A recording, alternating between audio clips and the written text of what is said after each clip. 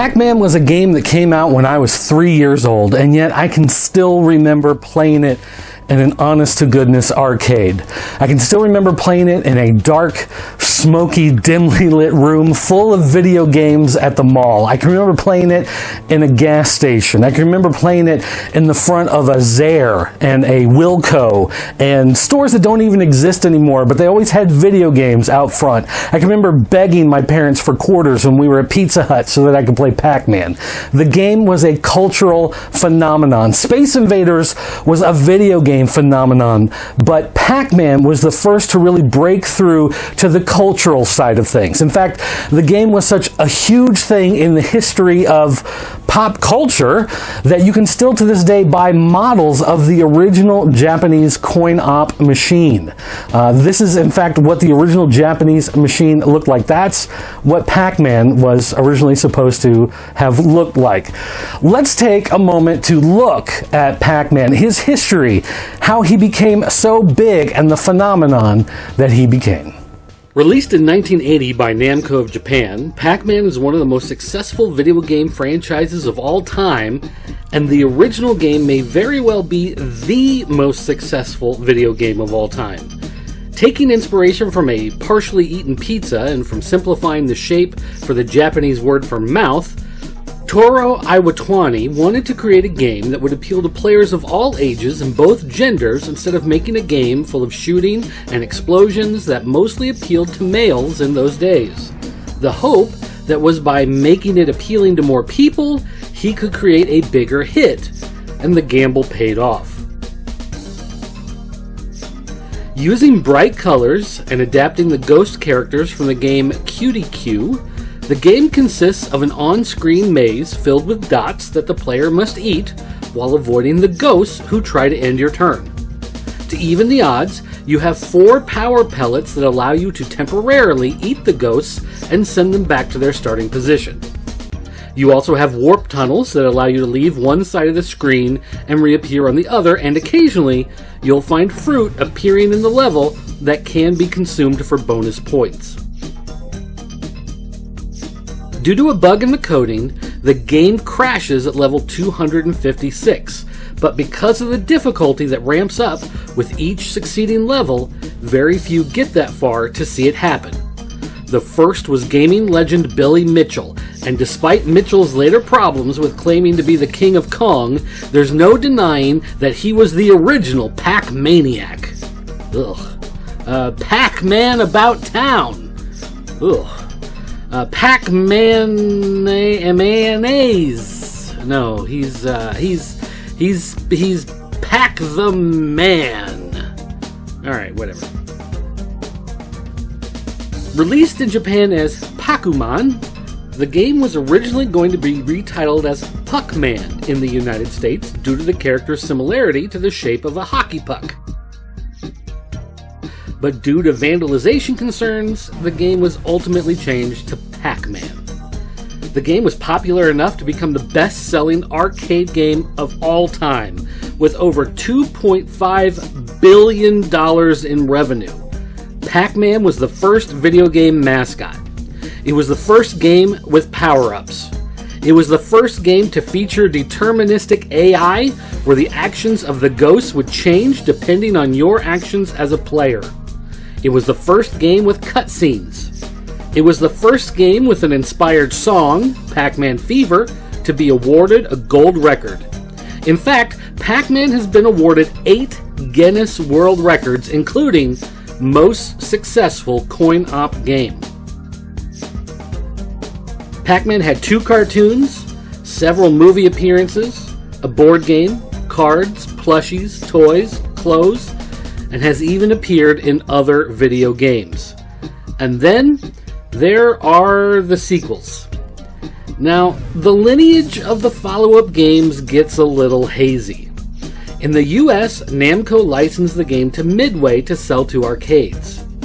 A company called General Computer Corporation actually made a bootleg upgrade to Pac-Man called Crazy Auto that Midway ended up buying and converting into Ms. Pac-Man. Midway also released Pac-Man Plus without Namco, and Namco wasn't exactly thrilled about these games. Namco's sequel was Super Pac-Man, which did okay, but not as great as Ms. Pac-Man. And then Pac-N-Pal, which never even came to US arcades, was Namco's follow-up. Midway was too busy making Baby Pac-Man, an awesome video game and pinball hybrid, Junior Pac-Man, which exists, and Professor Pac-Man, which is a quiz game. After these, Midway was relieved of the license, and Namco proudly returned Pac-Man to the arcades with Pac-Land, a cartoony side-scrolling platformer that is still fondly remembered. Pac-Mania, an isometric 3D maze game. Pac-Man VR, which is exactly what you think it is. Pac-N Party, a shooting game featuring Pac-Man on a tightrope. And Pac-Man Battle Royale, which is not a Fortnite-inspired game, but a multiplayer Pac-Man game that came out 6 years earlier than Fortnite, where players not only play against the ghosts in the maze, but also each other. And then there are the console games, but we don't have time for all of those today. Let's just say that Pac-Man is the most successful video game franchise in the history of video games, and let's just leave it at that. You know, Pac-Man can still be found in your modern arcade setups. So even today, when people are putting together their arcade systems, you're still going to find Pac-Man, Ms. Pac-Man, maybe Pac-Man Plus inside these things.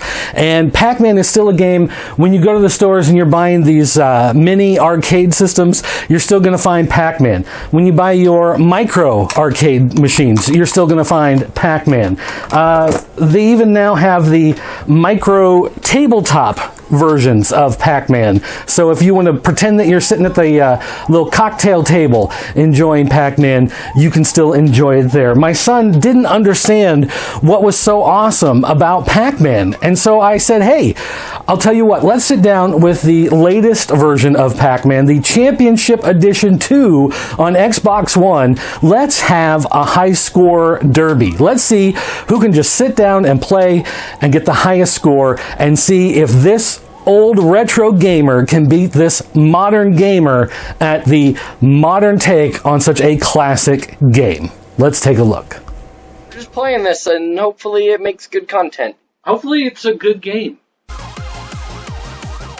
I can't go there. It's not opening. I'm like, move. Trying to go into the ghost house? Oh, look at that. Woo!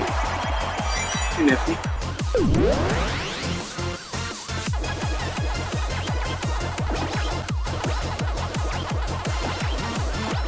It's really not the first thing I think of when I hear Pac-Man, but Sounds a lot like the Sonic music. I can see that, yeah.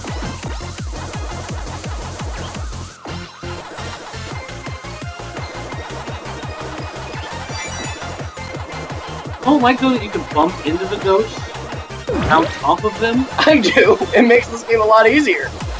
Yeah, exactly. A lot more fair. Oh. Fair.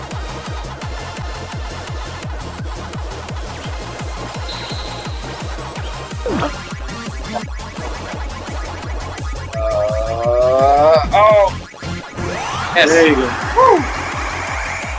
That looks pretty good.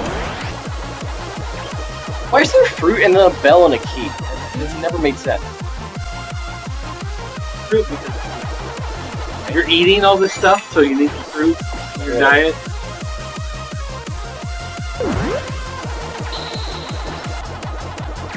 Watching you eat corn on the cob. That's very specific. Oh wow! I definitely played this game before. Not just pressing buttons. Ah! Oh.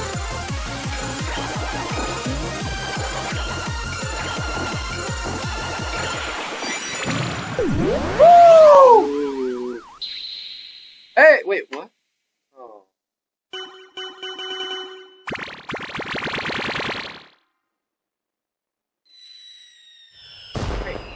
Okay, now let's see if I can beat your high score. Yeah.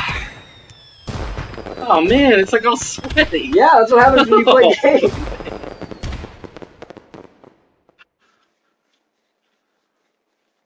We could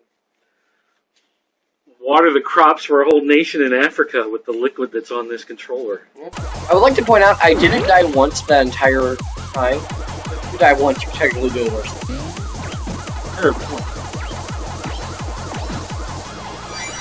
I'm better and cooler. We'll have to agree that you're wrong.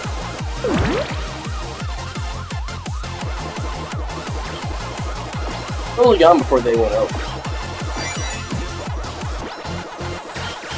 It's pretty fun though.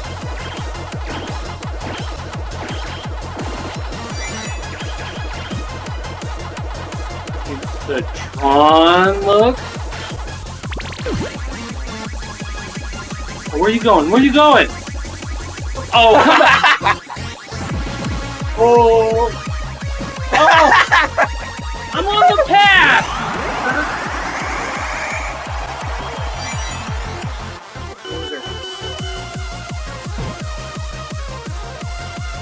Okay.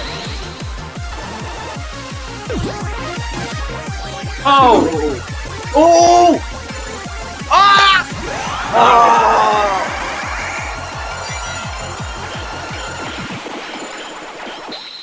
You've got more points to you.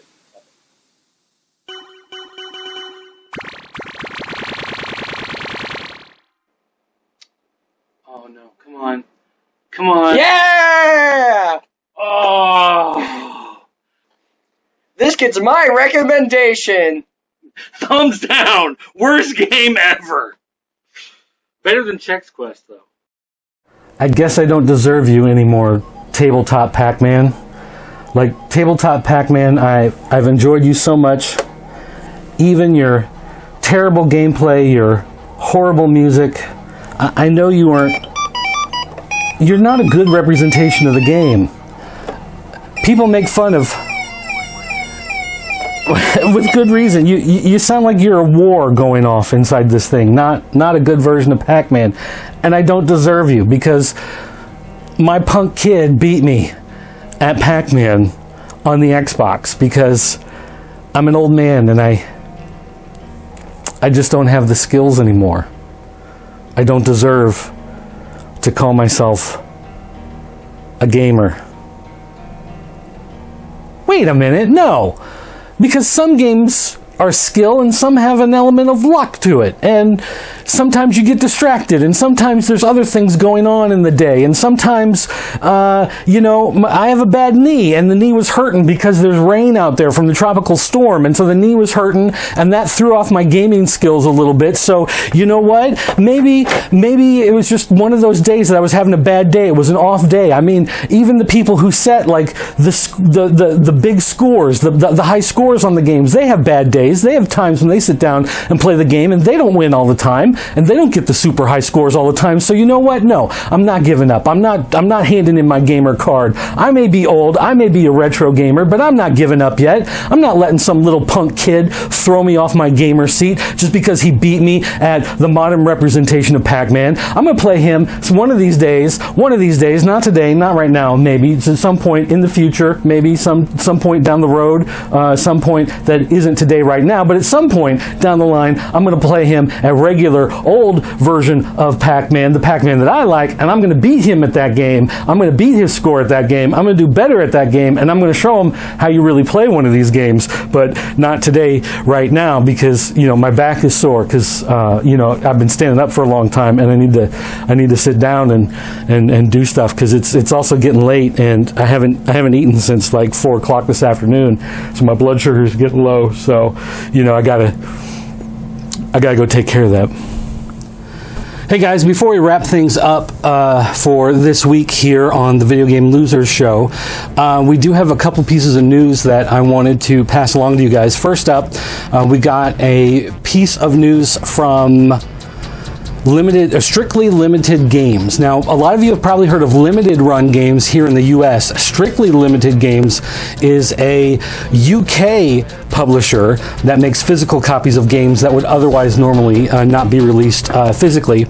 And they are releasing a game called Clockwork Aquario. And we've got some screenshots that we'll throw up here. This game was actually being developed for the arcade 27 years ago and was lost. It was basically being developed for the arcade. It was set aside. They started in 1992. It was developed by a company called Westone. It was created to push the Sega System 18 arcade hardware, but fighting games and 3D games started to dominate arcade, so being a 2D game, it was pushed aside, and they decided to hold off on publishing the game. So basically it just sat in drawers, basically sat on the shelf for a long time. And then several years ago, In Games decided to work with Sega to resurrect the game, to find it, redevelop it. They found some of the sprites. It was developed by I'm going to butcher this name, Ryuichi Nishizawa, who created Wonder Boy. They decided to work with him to finish up some of the artwork on it, to finish up his art style. Let's see, Shinichi Sakamoto to do the music, and chief programmer Takanori Kurihara. Man, I'm terrible with names, but I tried, did my best. Anyway, got them back together to finish up the game, so they're releasing it after 27 years. This game is finally getting re-released, and it's being re-released in the UK through Strictly Limited Games, but my understanding is that it's being released region-free. So if you order it from the UK, of course, you'll order it through their website. It'll say euros, but it'll convert it when you pay online, and it'll be unlocked. It'll play on PlayStation 4 and Vita, I believe, are the systems that it's coming out on. So stay tuned. We'll try to keep an eye on that when we get some more. Oh, and Nintendo Switch. So PlayStation 4, Vita, and Nintendo Switch. We will keep an eye on that. The other thing is we got some information from Deck 13. They make a lot of games that have been coming out for Switch, PlayStation 4, and Xbox One. Their latest game, Crosscode, is one that's been in development for a couple years. We've seen different bits of information coming out about that, and it's finally getting a full release date. July 9th, it's going to be released digitally, but they will have physical copies available once again through Strictly Limited Games. So again, these are going to be region free. You can order it, wherever you are in the world. It'll do the conversion when you're paying online. You can get it shipped to you, so it doesn't matter where you live. But Nintendo Switch, PlayStation 4, Xbox One, and they do have a fresh trailer. So let's take a look. Let's run the trailer now and take a look at Crosscode, that will be coming out digitally July 9th, and then physical copies will be coming out in August.